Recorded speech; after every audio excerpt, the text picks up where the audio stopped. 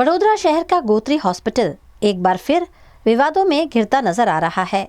पिछले कुछ दिनों से लगातार सवालों के घेरे में चल रहे इस अस्पताल में आज एक बड़ी लापरवाही सामने आई है। गोत्री हॉस्पिटल के छठे माले पर स्थित आईसीयू और पीएसआईसीयू विभाग की एसी पाइप फटने से पूरे वार्ड में पानी भर गया, जिससे हालात जल भराव जैसे बन गए हैं।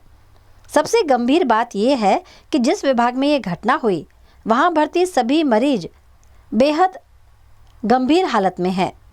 अचानक हुए जलभराव से डॉक्टर्स और स्टाफ को भारी परेशानी का सामना करना पड़ा। वहीं मरीज और उनके परिजन भी पानी के बीच रहने को मजबूर हो गए।